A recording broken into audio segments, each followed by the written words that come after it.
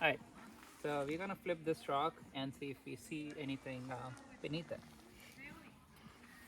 All right, so we do see shiny thing, which a lot of people will call lizard, um, under the rock. So if you look at it, there's a really distinct shape that this critter has. Um, so at first, people might confuse it for a snake or a worm, or a lot of times I get people confusing it with lizard. So even though they look like lizards, um, these are salamanders, which are amphibians. They do not have the scaly um, texture of a reptile, and unlike reptiles that actually can walk around in sun, these have to be in environments that are moist enough for it, because it helps in actually with absorbing the oxygen from the air. These ones will be more active, or you can easily find them when the rains are out or the temperatures are much cooler.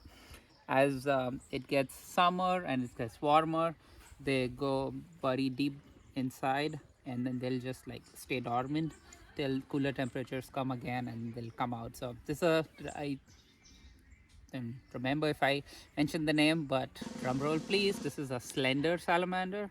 You can tell just because of its shape, it's pretty slender, and it's a salamander, so slender salamander.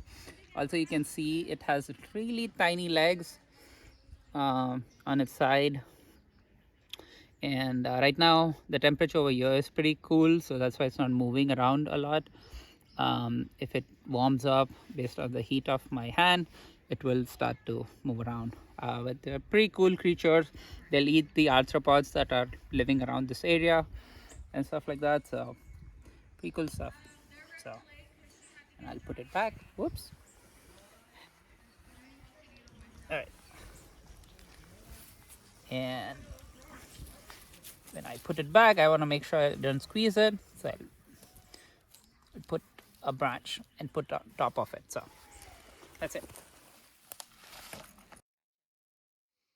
This is a beautiful male mallard in breeding plumage. This is one of the most gorgeous ducks in the world. But because we are so used to seeing them, they are also ubiquitous.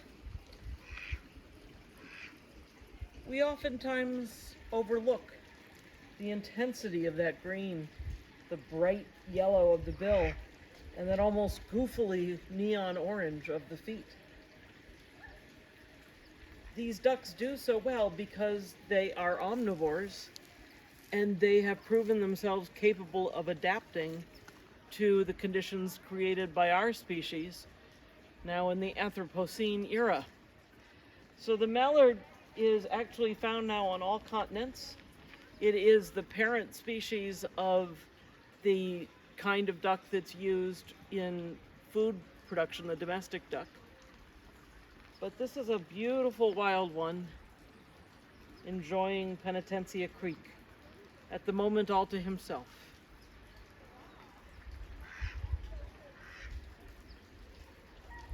I believe he just approved of that message.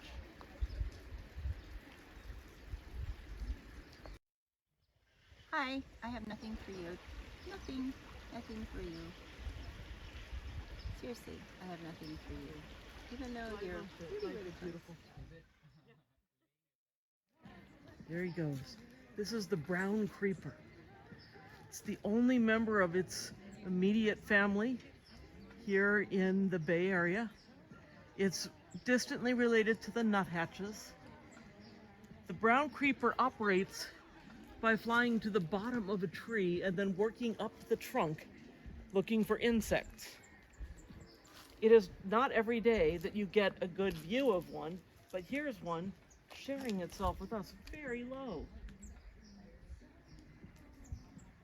I refer to the brown creeper as the first gift that birdwatchers receive when they start to take their hobby seriously.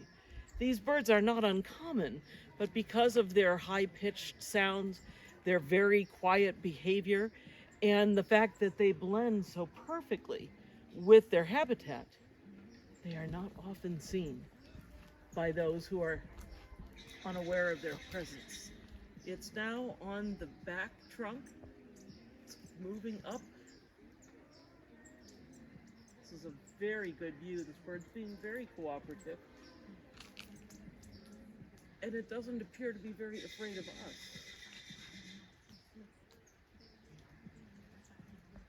In the creek right now, using this tree along the creek bank, is a chestnut-back chickadee. We can see it eating off the branches. It is going after insects, and of course it has this extraordinarily cute ability to hang upside down. It is actually a West Coast specialty bird. It doesn't even occur in Los Angeles. It doesn't start until near Santa Barbara, and then it goes north all the way into Alaska.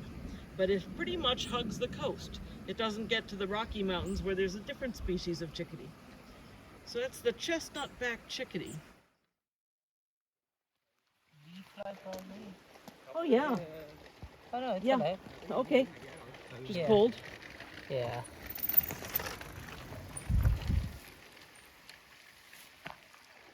Is it? Is it? Yeah, it looks like the bee fly. Yeah, it does. So bee flies and hoverflies are flies that mimic bees so that they're not harassed by predators as much. However, you can tell from the size of their eyes and the shape of their wings that they're not really bees. Apparently the predators don't know that yet. So this is, I believe this is the one that's even called something like the great bee fly or common bee fly. But it really is a beautiful insect. And they will tend to settle for long periods of time on the ground near whatever they are pursuing. This one was either injured or is very cold, but the warmth of Karen's hand is starting to act on it in a positive way. Yeah, the other thing, the way you tell the difference between a bee and a fly, or like what kind, if it's a bee or a fly, is by looking at the number of wings. Flies will always have 2 wings, bees will have 4. So that's what distinguishes it in different orders. So, something. Maybe. Yeah. So I pinned it down by its legs so it can fly away, but I can see if it flies away. Maybe not. I think it's too comfortable. It likes how warm your hand is. Yeah. Like, oh, this is good. And of course, Karen has Hang in nothing here. to fear because these don't sting in any way. Again, another way that they are differentiated from bees.